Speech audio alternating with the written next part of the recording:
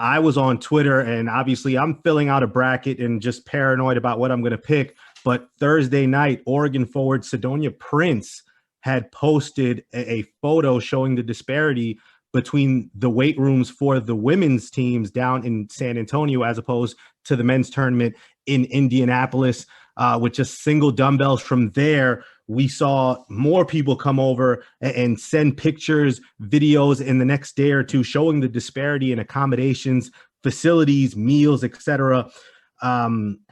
NCAA Vice President Dan Gavitt apologized Friday, said the NCAA, quote, fell short. NCAA President Mark Emmert said that due to COVID-19, there was less communication and collaboration between the men's and women's committees, although he did end up saying that it's still no excuse and that the NCAA dropped the ball here on how they dealt with the women's tournament as opposed to the men's. Kayla, I want to start with you first. What was your initial reaction watching or seeing these photos, seeing these clips, and just knowing that we're still here in a place where women's sports is getting the short end of the straw as opposed to their male counterparts?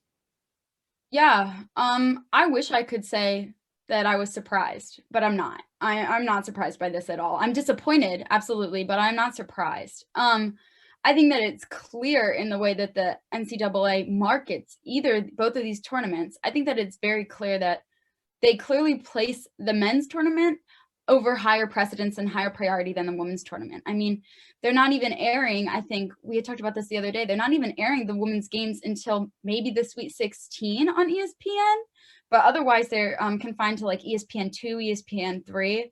And so I think that this is just kind of, I was expecting this because of the way that they don't market the women's tournament. And so the NCAA, for all of their apologies, probably only care about money, and they don't market their women's teams enough to make enough money off of them. So they probably don't care enough about their resources.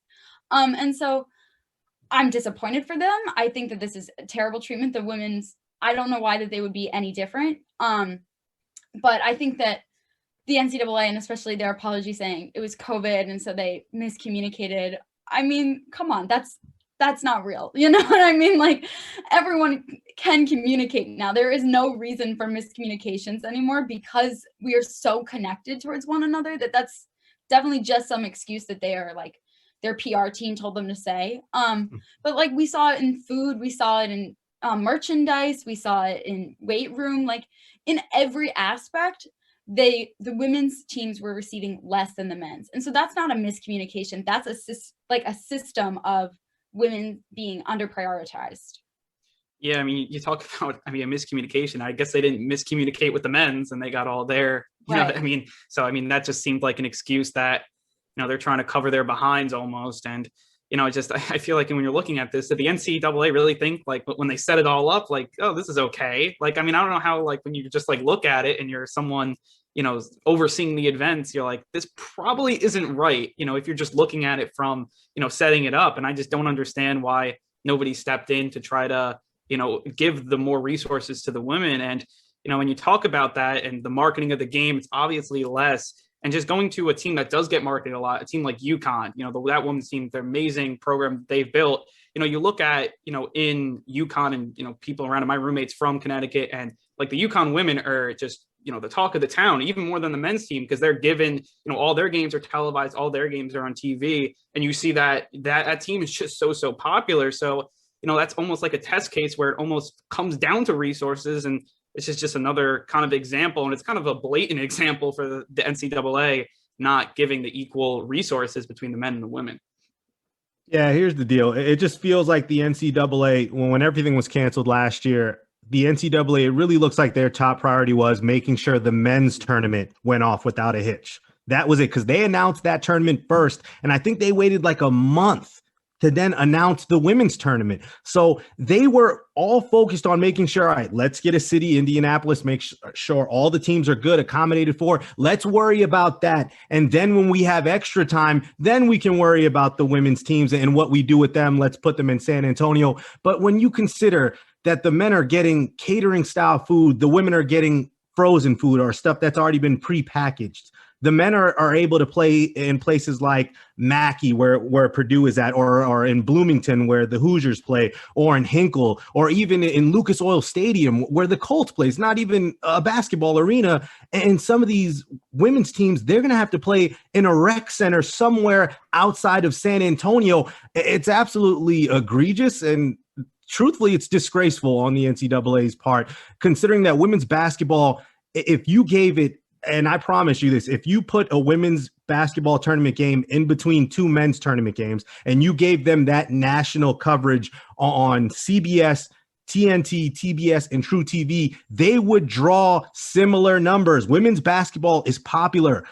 I don't get, I think in social media, people are always trying to downplay women's sports, but in Europe, women's basketball is incredibly popular. It just seems like only here in the States does women's basketball not get its just due, because it's not like the men's game. There aren't people dunking. The athleticism isn't there. Like, if that's the only thing with basketball, it's about skill and players who understand the game, and women's basketball absolutely exudes that, Kayla. And it's just, to me, it's unfathomable, but this is where we're in. Women's sports still has so much further to go before they get that equality that they so much deserve.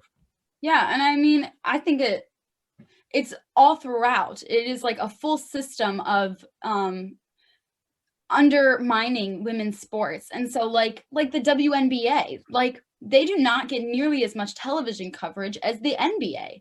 And so I think that what it really is to me is that it starts with television. I mean, it probably starts lower than that, but it ends with television maybe. And that the fact that women never even get an opportunity to be on national TV, that women never even get an opportunity to try to draw a crowd. Like, I think that you tweeted it, Andrew, and it was something like, women could draw such a national attention and they could be as big as the men's March Madness tournament, but nobody ever gives them this opportunity. Nobody ever gives them the television coverage. And so it's not a lack of the public wanting to watch women's sports. I think it's a lack of television executives signing on to airing women's sports, because I know that if they put that on at the same time slot as the NBA and they put on the WNBA or something, that it would draw the same crowd. It would draw a same amount of viewership. But it's rather the point that no television executive does it. Nobody ever puts the women's league, the women's NCAA tournament, onto the same level.